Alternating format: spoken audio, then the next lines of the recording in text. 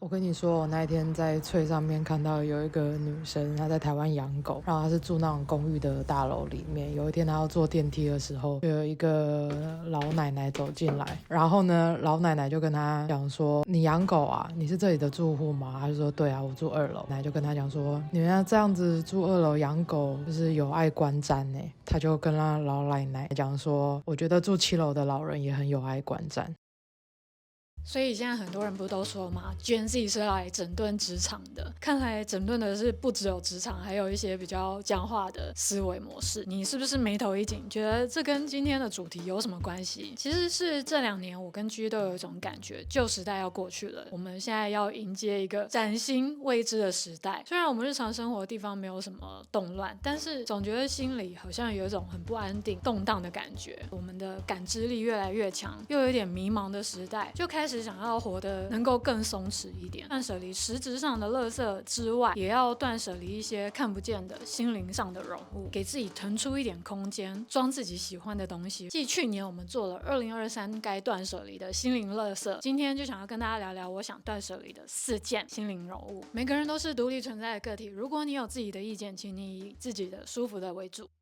Hello， 我们是 Typical Girls， 我是一本正经想要幽默的 A， 我们是以断舍离修炼身心灵的实用美食频道。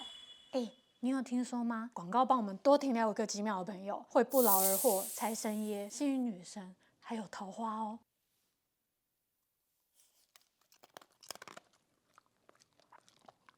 受害者思维，你有没有发现身边很多很幸运的人，好像碰到什么事啊，遇到什么都是很幸运，然后就算他遇到困难，也可以很顺利的化解，大事化小，小事化无。像是9令啊，一开始不是大家都不看好他，但后来他靠自己的实力也能够红到现在。但反过来就也有一些人，他好像什么都是大家对不起他，什么都是他很可怜，他受到委屈，诸如此类的，什么不顺的事情都会砸在他身上。如果劝他们往好的地方想，又会被他们拉回那个受害者的无限回圈里。如果一直在这种受害者思维的无限回圈里，就算有很好的机会经过你，也被你忽略了。虽然不想承认，但是我也曾经有，甚至现在常常会一个不小心就陷入这种思维的黑洞。当然不是指特殊案件里，或者是家庭暴力、原生家庭带来的创伤，或者是在社会上受到的偏见或歧视。发生这些当然也不是受害者们的责任。我想说的是，即使错误的责任不在我们身上，但是疗愈自己是我们自己的责任。其实你有没有发现，一旦把责任推给别人、推给外界的时候，自己的力量相对的好像就减少很多，好像能够解决这个事情、这个问题的能力不在自己的身上。跳脱受害者的思维，其实就是拿回自己治愈自己的能力，其实也是开始拿回自己的力量的时候。这当然不代表做错事的人不需要道歉，或者是他们就没有错，他们就没有责任，而是适时的做一个切割。毕竟做错事的人通常就是死皮赖脸不会认错，难道我们还要浪费我们宝贵的时间精力等他来跟我们道歉认错治愈我们吗？回自己的力量，开始治愈自己，就可以让自己更快的回到正常的轨道，也可以更快把那些狗屁叨糟的事情甩出我们的小宇宙。就像黑暗荣耀里面说的啊，那些伤害你的人，他其实从来都没有想过要帮你成长，真正能帮自己成长的是你的反思还有你的痛苦。伤害我们的人也从来都不是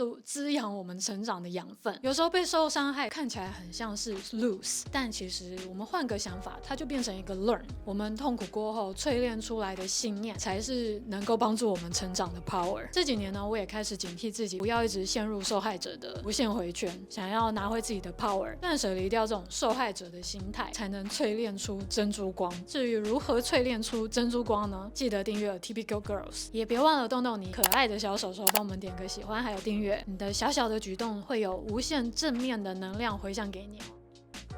廉价化善良，越长大我越发现，从小到大被各种各样的媒体讯息传播，都告诉我要与人为善，善良是美德，凡事我们都要忍让3分，这些是身为一个好人的必备条件。但越深入社会，越在社会里打滚，会越发现好像不是那么回事。无条件的善良通常会被当成软柿子，无条件给出的善意很容易会被别人廉价的对待。就像人家说的，你对他7分好，他还觉得你欠他3分。在美国这10几年，我也遇到很多好人，但是也有一些很妙的人。所以我们就决定不轻易再给出自己的善良，让人家廉价化我们的善良。跟大家分享关注的一个心理医生分享的冷知识，他说当你感受到你的朋友不真诚，留有后路跟你玩心眼，请立刻停止示好，不要舍不得放下，因为相处越久，你只会发现他越糟。不要忽视心里最真实的感受还有想法。以前我也会一直说服自己，想说是不是自己乱想了，或者是想太多，但是事实就是有时候你那种虚无缥缈一开始的直觉，美国人叫 gut feeling 是最准的。还是会担心自己有偏见，所以还是会试着跟一开始觉得怪怪的人相处。突然有一个事件它让我觉得很怪的时候，我转身的速度堪比冰雹追求的速度。其实有时候想想也蛮吊诡的，善良应该是每个人一开始都具备的条件，就像守时一样，但是现在却因为这些不善良的人越来越多，所以我们要开始限量我们的善良，因为不是我们遇到的每个人都值得我们付出善良，更何况遇到的不见得都是人。前几天有一个珍珠道友留言，他说他的妈妈会把好的东西留给客人，不好的东西留给自己用。我想说你不孤单，我也是在类似的环境下长大的。像我小时候就是被教育，有一些好的东西就是要留到特殊的时间再用，哪来那么多特殊的时刻？而且我的物品也不代表我，他们是服务于我。难道平日的我不配吗？还是我要每天眼巴巴的等着特殊时间到来？难道我不比特殊时间重要吗？有点情绪了，但对于上一代的观念，我觉得是无解。除了尊重还是尊重，毕竟每个人的选择不同，我们允许自己做自己，允许别人做别人。但舍离到现在最难过的关卡，其实就是不舍得，觉得自己不配。即使到现在日常生活，我开始会使用自己很喜欢的物品，我认为很珍贵的物品，或者是穿一些在我心里地位比较高、需要特殊照顾的衣服，但我的心里还是隐隐约约会有一根刺。自己问自己：我可以吗？我配吗？我值得吗？如果你也是心里面有这根刺的朋友，抱一下。但好家在现在的我们有做选择的自由，我们长大了，而且我们可以开始自己当自己的父母，以我们自己想要的方式重新养育教育自己。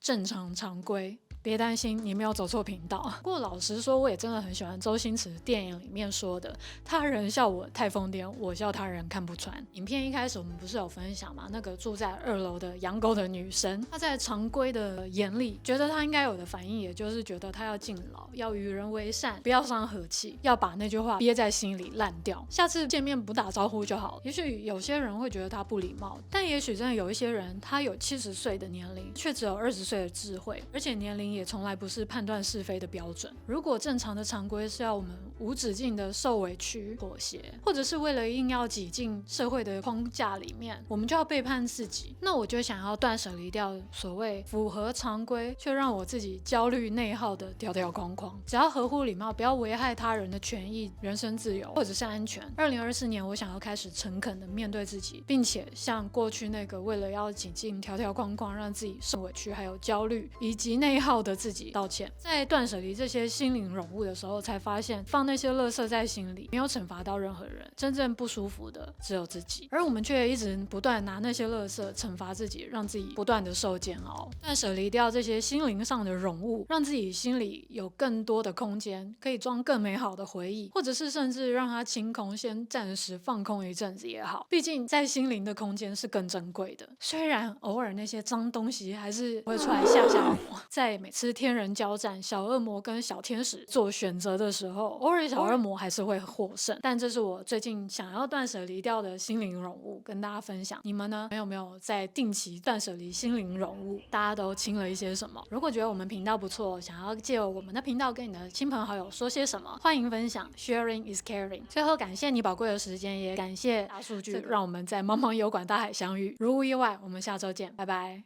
你知道吗？你有听说吗？你有听说吗？看我们频道。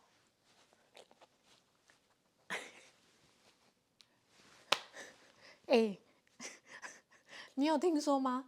看我们频道的。你有听说吗？看我们频道广告帮我们多停留个几秒的朋友，会不劳而获。